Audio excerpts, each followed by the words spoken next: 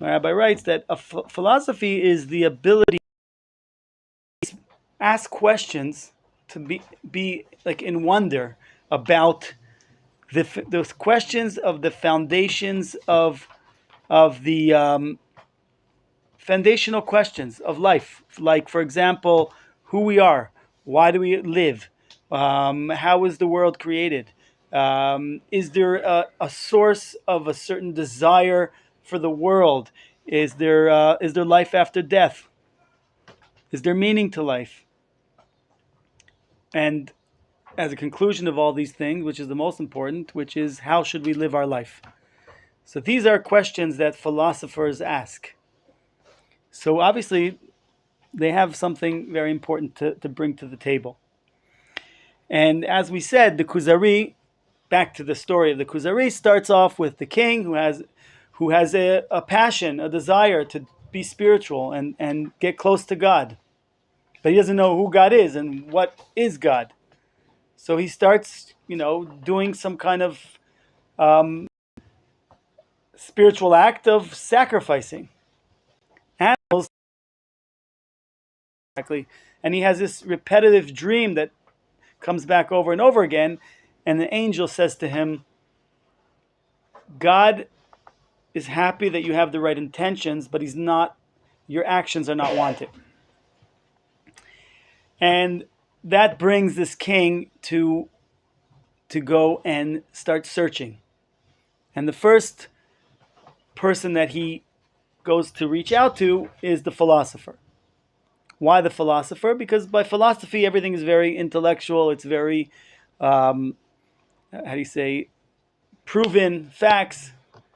And that was where he started. Then he goes to the Christian, and then to the Muslim, and then happens to get to the Jew. And that's where the focus is. Now, again, this story really did happen. The book of Kuzari is written 400 years after that story happened with the king of Kuzari, and he just liked the idea and he used it as a nice method to write a book that's interesting, a question and answer. So he's writing the question, he's writing the answers. So really, it's just the rabbi playing both sides and using it as a exciting method of reading a book. Instead of just reading information, you're reading a dialogue, a discussion of two people that are going back and forth, but the rabbi's writing the questions and the rabbi's writing the answers. So it's all the rabbi, and he doesn't know what the discussion was between the king and a rabbi 400 years beforehand. So that's number one. So he comes to the philosopher. Okay, here's my story. Now you tell me your belief. So the philosopher says, Velo sin'ah. I'm reading everything and then I'll translate. ככוונה מורה על חיסרון המכוון וכי השלמת כוונתו שלו ובעוד שלא. That the philosopher tells us is that God has no desire, no ratzon, no will for something to happen. Velo sinah. In other words, God doesn't care about you whatsoever. Now, it's very important to know, so we're learning these things not because once upon a time there was such a thing as philosophers and now we're living in a new world and it's interesting intellectual knowledge. These theories that we are going to be discussing, the philosophical theories, are very much alive and kicking, and we're surrounded by it. This is the beliefs that are around us. This is what we're being educated, these philosophical ideas. This is very powerful. This is very, relevant to our day-to-day life. It's not just some discussion that there was once upon a time philosophers. These opinions are very, very much still alive, and we're being affected by it. And that's why we're learning it, because it's about our life. So this is so I'll just translate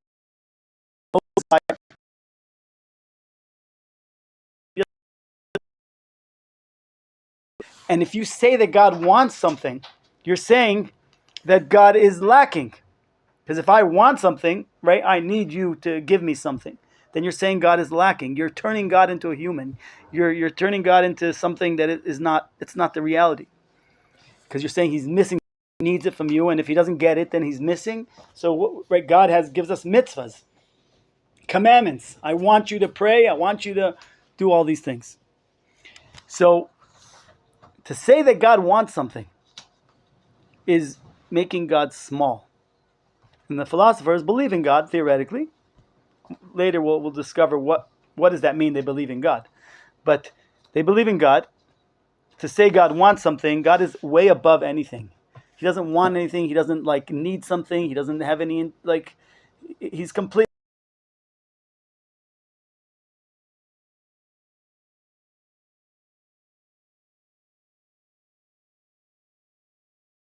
believing God.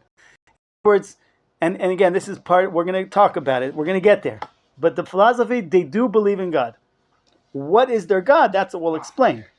But I mean, it's a demiurge. What? Demiurge. What does that mean? It's like a non-personal creator God. Exactly. I mean, the philosophy doesn't exist. There are different philosophers, and different philosophers believe in God, and different philosophers don't. Yes, we're learning Aristotle. Aristotle. Okay. This is like when he says the philosopher. This is Aristotle. Okay, and again, we're going to acknowledge that there's a lot of good to the philosophy. They didn't just they weren't just bad, evil people. They brought a lot of good to the world. One of the things they did was they advanced mankind from idol worshipping, which was really bad. Okay, God has no love. He's in upper worlds, and there's no prophecy. You want to meditate because it relaxes you, makes you feel good. Go ahead. Okay, so there's no prayer. God's not interested in you, and I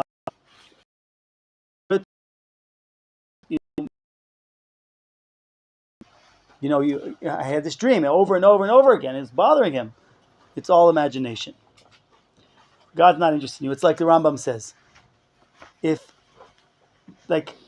a boat drowns with 1,000, to God, there's millions of, for example, like a piece of wood falling on 1,000 ants and kill 1,000 ants. Who cares? That's the way the philosophers, they looked at God. Right? He's not interested. In other words, God's interested that there's ants in the world, but He doesn't care if 1,000 ants get killed, 1,000,000 ants get killed. He's got billions of more ants. That's it. It's very cold. It's far. It's distant.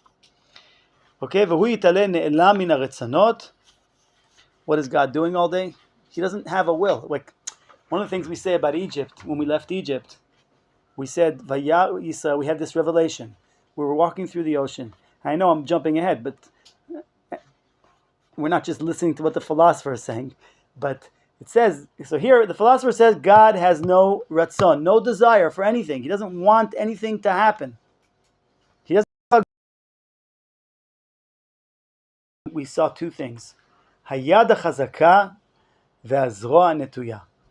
Right? We saw the strong hand and the outstretched arm. What does that mean? Strong hand. We saw that God created the world. It was clear to us that God created the world. But we also saw something else. An outstretched arm. What does that mean?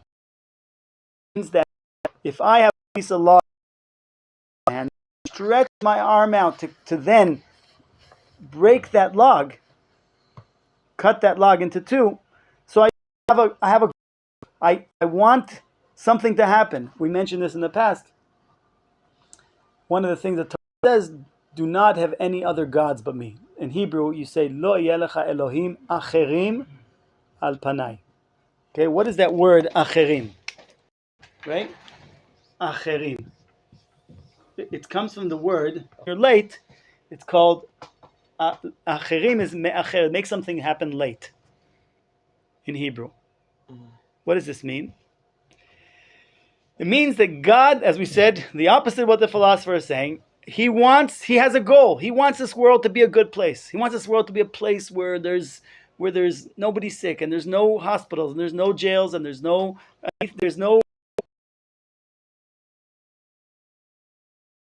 it or not? Where do we fit in? The answer is, don't have any other gods. Acherim means le'acher, make something happen late. Our only choice is whether we are going to make it happen slower or make it happen faster. We can choose through our actions. Are we going to make the good happen slower? Le'acher, idol worshipping, we make it happen slower.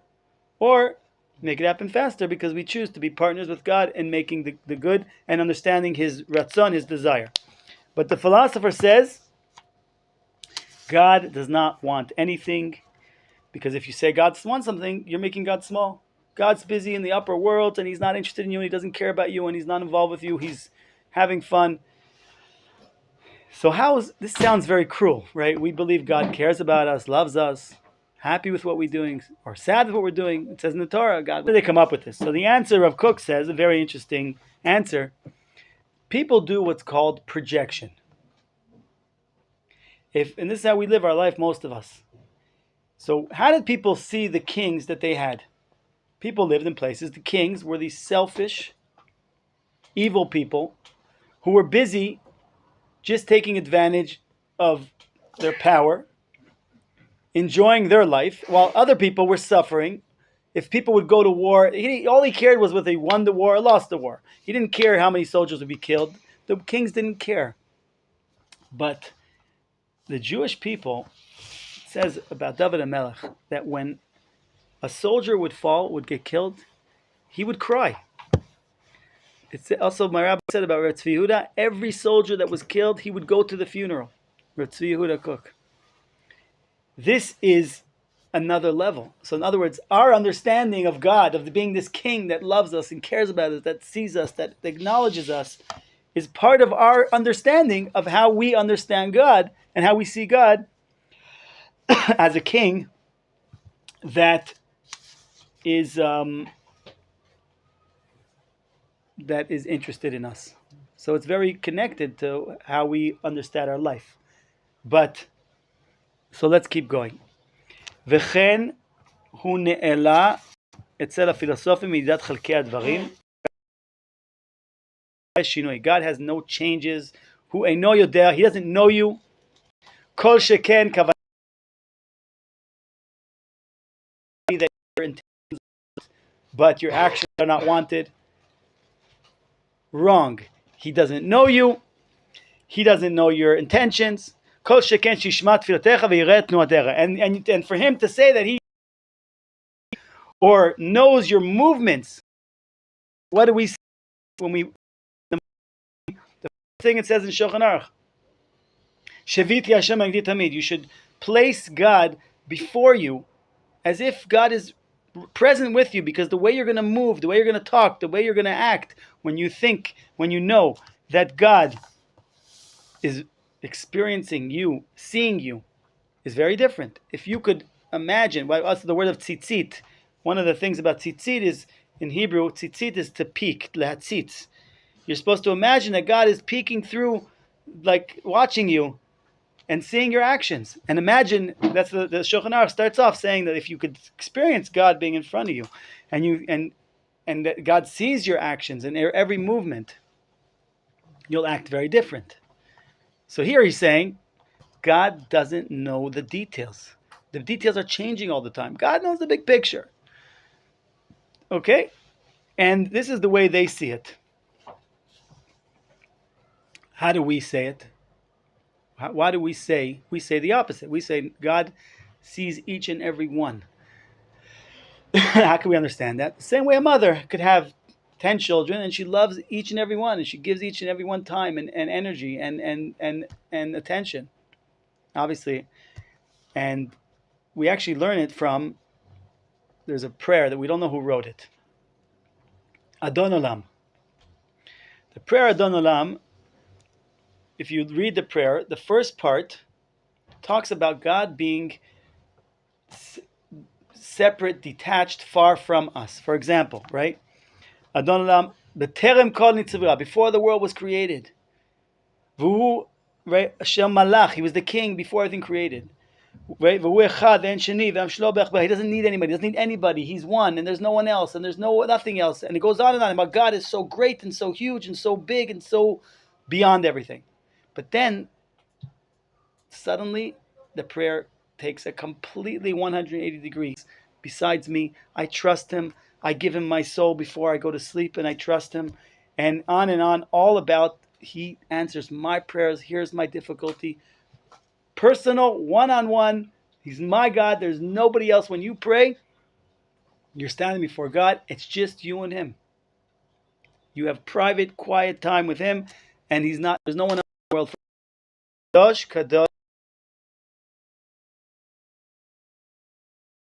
These separated. In other words, far. I see him. I'm talking to him. They focused on, and Islam, how God is. You got to be afraid, and you got to be careful, and then judgment, and then you have Baruch Kevod Hashem. You have Christianity that focused on God is so close to you. He's like your friend. He's actually a human being. He's actually a person, and he's right here with you. And you can you can give him a hug, and you can say, "How you doing?" Give him a high five, right? And the Jewish people, close God is from you, and Ava and Yira, and the closest, the love and the admiration and the fear, and that always keeping that balance of those two places, knowing how far you are, and knowing how close you are, and having this relationship. So basically, the worshiping, they used to murder and rape and steal, and came philosophers and said, "That's it," right? They threw it all to the garbage. And they deserve a great, your Rambam says, a big yesher koach for what they brought to the world. Use your brain, use your intellect. And besides throwing out the idol worshipping, they also threw out the baby with the bathwater. They also threw out the belief in God. And like we said, one of the things of philosophy, they don't believe in miracles. They don't believe in the creation of the world. The world has to be always existed. We're going to read it inside in a minute. They don't believe in prophecy. They don't believe in hashgacha pratit, that God is guiding over you. And I want to share how angry, breaks things, tears things, throws his money away, is on the path to become an idol worshiper. Small. Just tear.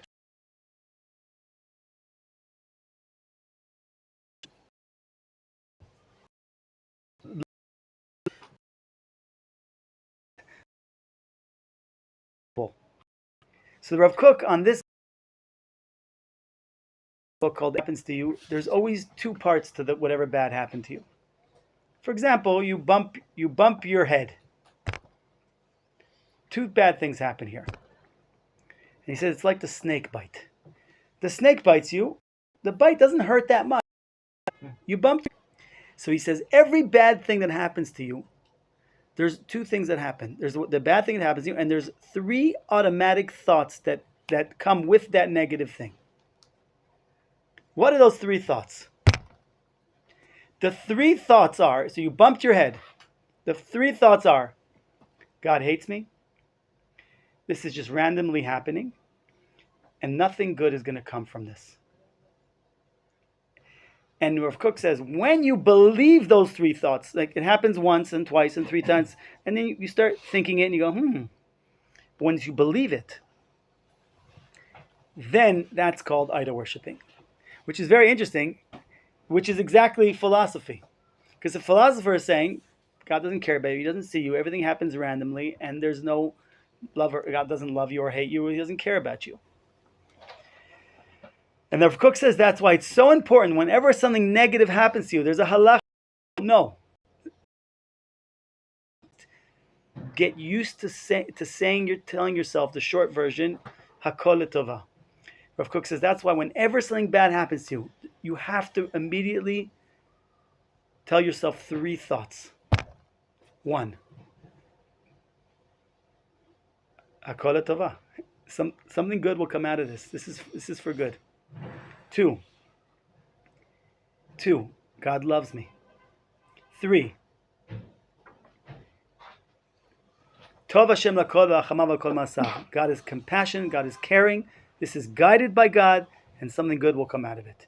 That's why you have to be used to it. Instead of you bump your head and you say like the S word, and it's God. I don't know why. I don't know. We're saying interesting because the Gemara says these three negative thoughts, these three things will lead you to becoming an idol worshiper. In other words, bad.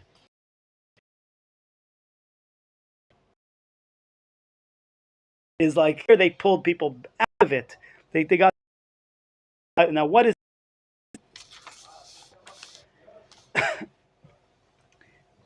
so now? Basically, what we're saying is there's two negative extremes. One extreme, which is idol worshiping, is that the intellect, the sechel, knows nothing, and just get rid of it. Get rid of your intellect. Get rid of your understanding.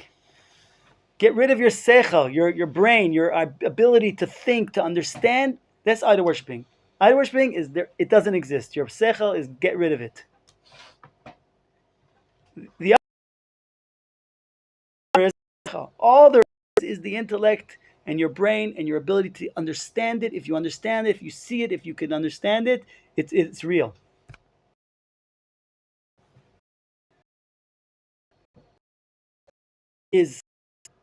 And that's why Rambam went in his book Moreh Nevuchim, A Guide to the Perplexed. He went and took all the good things out from the philosophers because they brought a lot of good. There was a lot of positivity there. That's why a lot of Jews were very excited about it. And the Rambam was able to say, okay, this is good, this is bad. And then the people that love philosophy hated him because you're saying that no good. So he got hit from both sides, the Rambam. So basically, we said God doesn't know the details. God is beyond. God is above everything. And here, I want to mention something from the. There's an amazing Gemara that says every place, kol makom sheta motzeh, God being great, it always goes and talks at the same time, in the same breath, about how God is dealing in the details and is focused on the detail, on the small things. So the Gemara says like this: Kol makom she'ata motzeh gdulato shel HaKadosh Baruch Hu, sham ata motzeh anvantanuto. There you find God's humility, God's ability to, at the same time, be unbelievably huge and great and involved in the big picture, and at the same time, and I'll give you one example because I want to go on, is from the Torah. Okay, so there's examples in the Torah, Nevi'im, and the Ketuvim. So the Torah, it says, Ki Hashem Elohechem, Hu Elohei HaElohim, Adonai HaAdonim, Ha'el HaGadol, HaGibor, HaNorah. Right? So God is great, He's huge, He's the God of all gods, He's the King of all kings, He's beyond everything, right? In that same breath, what does it say? It says, Oseh Mishpat, Yetom ve'almana, ve'ohev ger, latet lo lechem ve'simla.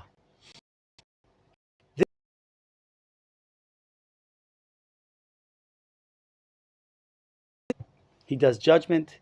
He takes care of the widow. He takes care of the orphan. He loves the convert to give him bread and clothing. Takes care of the simple people. Right? This is the greatness of God.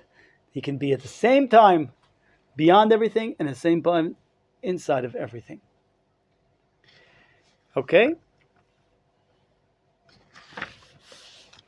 Ve'im yomru. Yomar philosos yu bracha. And when the philosophers say that God created you, say it in a way, it's a poetic.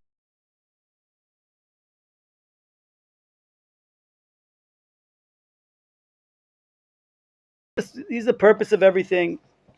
He's like, in other words, it's like created you. It's not really. It doesn't really mean that God created you. So how was man created? So according to philosophers, the world always existed. So there's like this parallel coexistence between man and God, and they always coexisted, and God did not really, he doesn't really know you, he didn't create you. So it's just it's a way of speaking. We call him the creator. This is the philosopher. V'lo bara me'olam adam ki ha'olam kadmon. He never created man because the world always existed. Okay? So,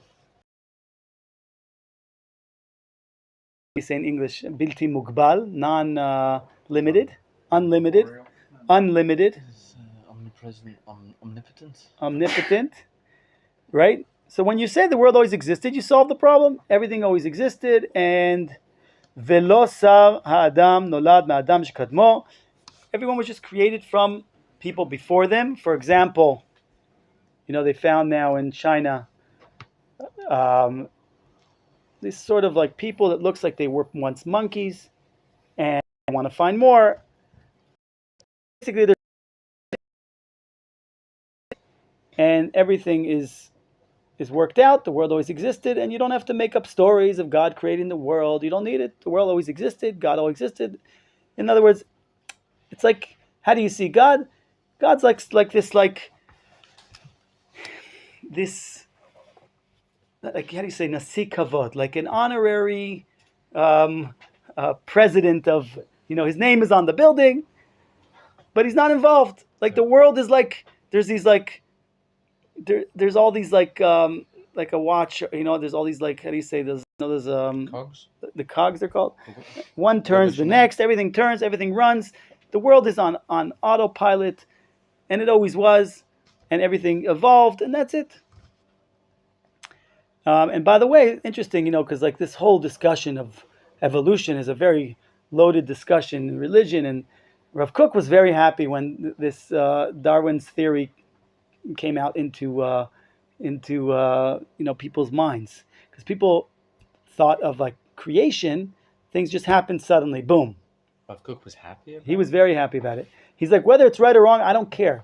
And my rabbi said also, whether man comes from monkey or not doesn't really interest me. The question is, has man become man yet?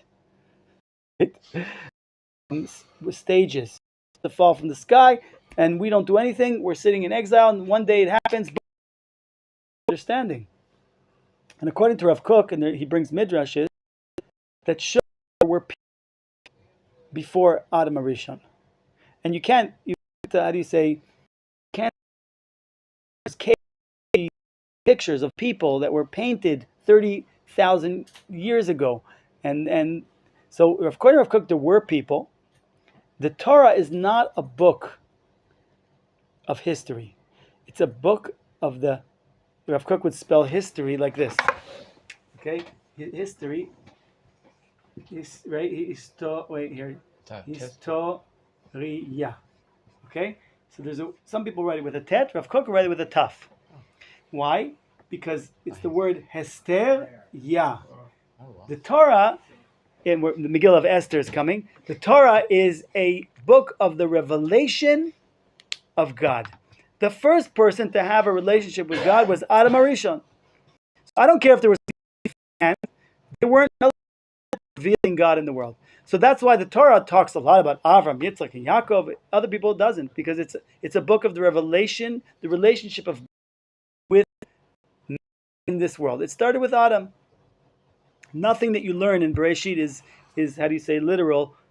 It's all, how do you say, deep secrets and metaphorical things. It's not a book of science. So the book of the Bereshit, the story of Adam and Chava and everything is the relationship of God, the presence of God in the world began with Avram, continued through, with Adam and Chava, and continued through till we, the relationship that we have here in the world. So there's no problem to believe that the world is billions of years old. You see dinosaurs and all these other things are all around. There's no problem to believe that and still believe in God.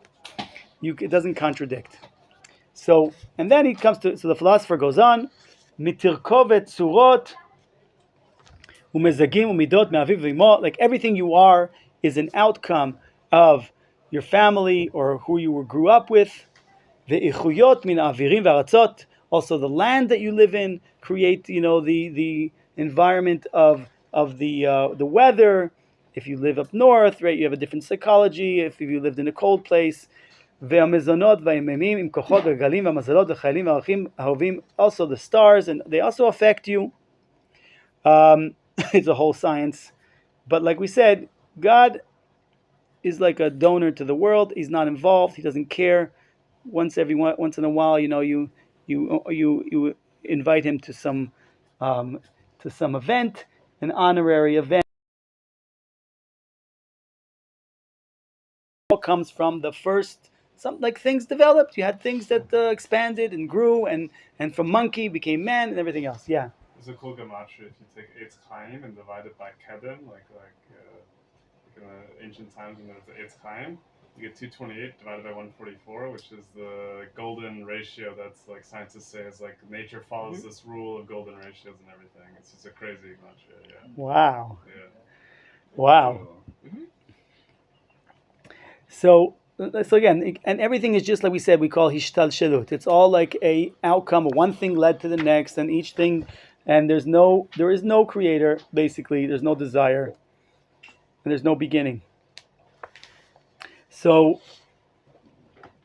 we also agree that things did develop, but we believe that there's the God that developed it, and God's there, and He's involved, and He's part of the process, and He, and the Gemara also says, like, why did God create the world in 10 sayings? Why not just let there be the world and boom? Why is it let there be light and let there be earth and let there be animals?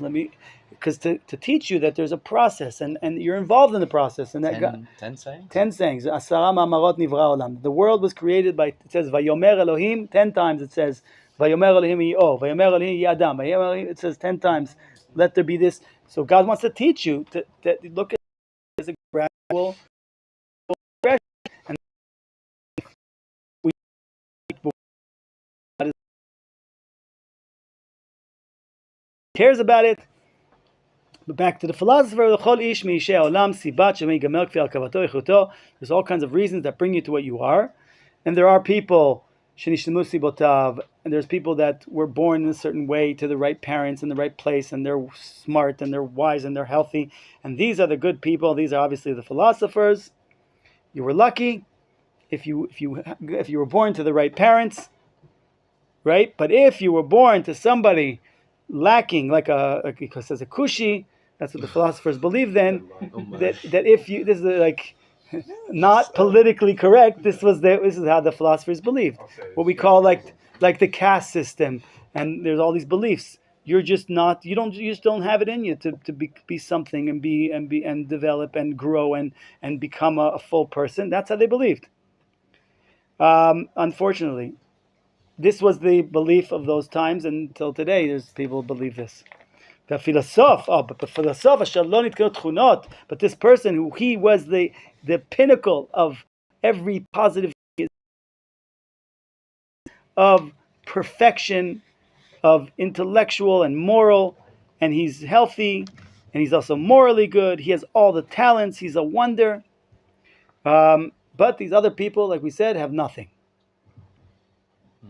So it's just how you were born, and that's it. You're lucky whether They just avoid creation completely. There's no creation. They can't. Doesn't exist. The creation doesn't. The world always existed. Hid within primordial matter. Primordial matter. Okay, that's not a word I know. But he's still saying, the philosopher, he's in potential. He still has to work hard. Like, in other words, philosophy believed in really, like, squeezing your intellectual ability till the max, which is important, right? Learning and understanding and being moral, not because you need to be moral, because if you're full of pride, you're not going to learn from anybody, and you need to learn from people. So be full of pride, right? It's only just for the goal of knowledge and learning. And, okay, that is, he still has to work very hard. This person reaches in a level where his mind becomes so advanced and so developed that he's already detached from the physical aspects of this world. He could even die and it doesn't bother him because he became spiritual.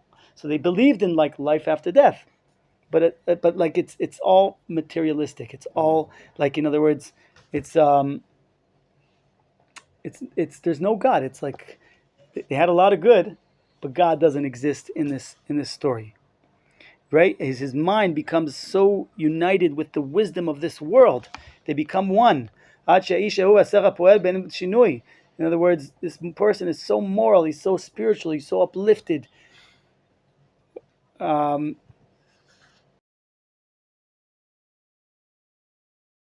people, they were able to reach very high moral levels through their actions. In other words, be a good person just because you need to have knowledge, because you need to have wisdom. A person that is running after his desires, he's not thinking. He's not a complete person. So they had all these, but it was all not for the sake of connecting to God, or just connecting to yourself, connecting to your wisdom, and reaching your highest potential, intellectual potential. Okay, so, and they said the person who could sin is because a person that didn't have knowledge. So once he sins, once he doesn't, so he's up and down. But this person reached a level he never sins because he's so become a philosopher. But a philosopher really shouldn't be running a country. He shouldn't be a king. He shouldn't be, because that's not important. He's looking for. But he says, but this is the highest level. Madrigazot tachlit haga'al mkuvel adam hashalem chesh tashuv nashom etaram sefekut. You don't have doubts anymore, right? It's hard for people to deal with doubts. And like these philosophers, there's no doubt. Everything has to be proven. Everything has to be understood. So it was great, but there's one thing missing: God. They have everything, but God. God doesn't exist. They can even be, like I said, good, kind people, well character. We learned a little bit that the Rambam brings the middle pathway. These were things that the philosophers talk about, being balanced in everything. Like they were very big on, like, they really discovered some very, very high levels of existence, but they missed God. So anyway, we'll keep going after, and then we'll explain a little bit more of the philosopher, but we got started. And hopefully we'll keep going.